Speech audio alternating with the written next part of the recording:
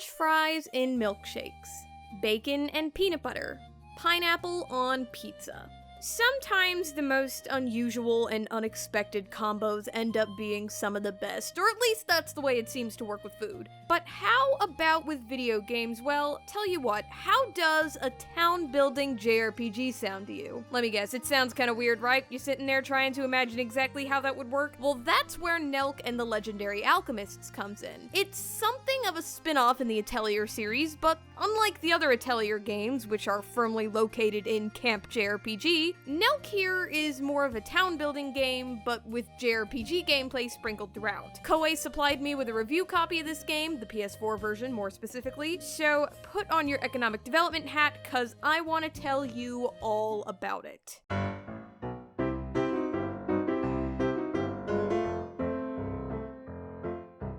Nelke opens up with our protagonist and her maid overlooking a small, rural-looking village. Nelke explains to us that she's an aristocrat on the hunt for a nearby magic tree that's supposed to let you travel between worlds. The deal she reached with her dad is that she gets to look for the tree, but she also has to help develop that village. So this means farming, synthesizing goods in ateliers, selling those goods in businesses, increasing the population, bringing in revenue. Your ultimate goal is to become a thriving metropolis. And I'm not gonna lie, that's a pretty tall order, but once you get the hang of everything, it's also pretty doable. But of course, getting the hang of everything can be a tall order in and of itself. I'm gonna be real with you, the first few hours of this game where you're just learning the ropes is super tedious. There's a million menus with varying levels of relevance, and they're all gonna get introduced to you pretty fast. If you like micromanaging, congratulations, this game is gonna be a field day for you. But if you don't, there's still plenty here to enjoy. Just know that the first few hours are gonna feel like a trudge. But once you get past them and you finally get the hang of things, this game gets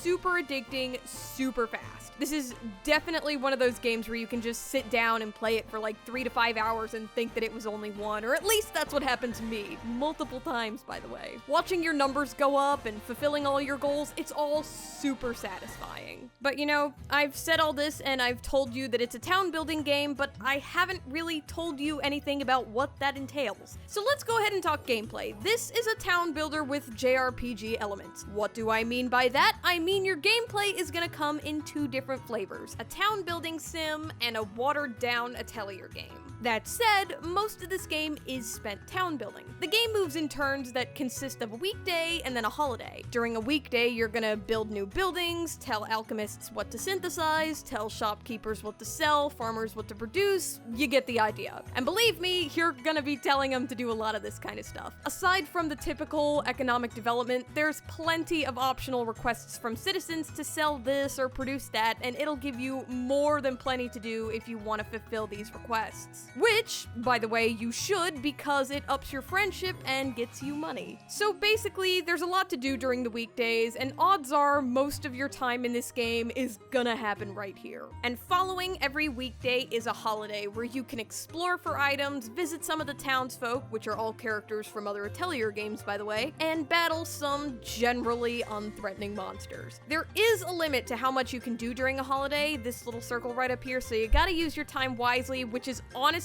pretty annoying more times than not, because being out and gathering items for synthesis eats this time up. And speaking of gathering, this is where Nelke comes the closest it gets to being like other Atelier games. When you explore, you just select your area, you walk in a straight line rather than get the freedom that the more recent Atelier games have allowed, but the idea here is still the same. You're gonna be gathering items for synthesis. But back to the topic at hand, every now and again on your walks you'll run into some monster or some kind of poonie to fight. Battles are pretty streamlined, but they're still your typical turn-based Atelier kind of battle. There's nothing super unique or groundbreaking here. As a matter of fact, it's pretty bare bones, if anything. But honestly, I think that's okay. The town building is meant to take center stage in this game, so Nelke doesn't really need to have a battle or gathering system that's super complex or even identical to the ones in other Atelier games. It feels pretty watered down for sure, but you know, how it works in this game. I guess what I'm trying to say here is that it's a town builder game with elements from Atelier and not the other way around. If you were interested in this game, hoping that it'd be at least mostly a standard Atelier game, alas, this is no such game. And battles aren't the only Atelier thing that Nelke has streamlined. Synthesis in this game is pretty different. More specifically, Nelke favors quantity over quality. Furthermore, it's also been super simplified. Like with the battles, I think it makes sense for Nelke to be this way, and despite how this may be coming off, I don't think this is a bad thing. It's just a very noticeable change because, I don't know about you, but when I think of an Atelier game, the process of item synthesis and making the best items you can is what I think about. But of course, Nelke is not a main series Atelier game, nor is it trying to be, so I'm not gonna let myself get too terribly hung up on this. So now you know what Nelke's gameplay is like and generally what to expect. Cool, but what is the glue that keeps this all together? Well, like a lot of other Atelier games, this one is full of time management and, everybody's favorite, deadlines. The biggest ones you gotta worry about are the tasks, and those are like your landmark goals. Achieving these goals are what's gonna make the story progress and what's gonna keep you on track for the ultimate goal of becoming a bustling metropolis within about 100 turns. Though, for the record, you can keep playing even after that. Yeah, this game doesn't end until you want it to end or until you don't finish one of the aforementioned tasks within the time limit. As a matter of fact, here's a fun little story for you. So, when I first started up this game, I thought, you know what, I'm just gonna relax, I'm gonna play this game at my own pace, and I'm just gonna see what happens. And then I failed at task 3 and was given a scene where Nelke and her maid get kicked out of the village. By the way, this scene mentions that Nelke doesn't even get mentioned in the historical records of the town.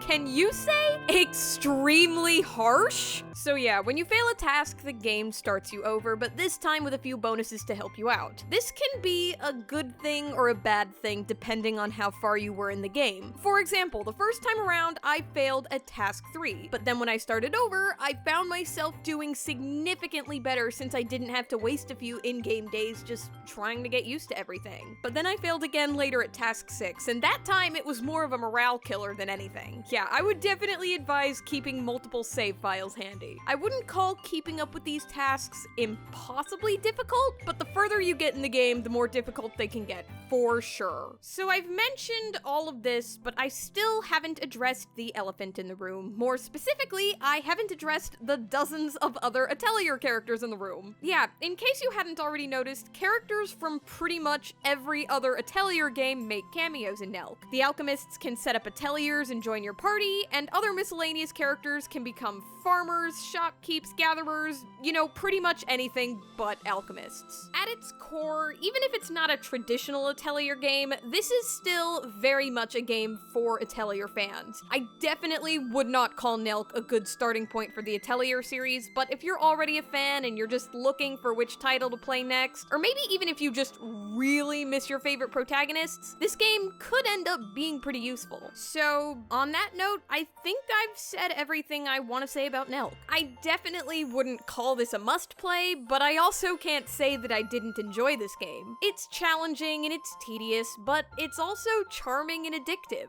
Basically, it's okay, it's fine, it's nothing spectacular, and definitely pales in comparison to the rest of the Atelier games, but despite its flaws, I wouldn't go so far as to call this a bad game. If nothing else, I enjoyed this town-building JRPG more than I ever would have imagined enjoying this otherwise odd blend of genres. But like pineapple on pizza, it's not something everyone's gonna enjoy, but as far as I'm concerned, they're working together in sweet and saucy harmony. God, y'all are gonna be commenting more about that metaphorical pizza than you are the game. I can just feel it. I haven't played a ton of the other Atelier games, but of the ones I have played, my favorite is definitely Atelier Sophie.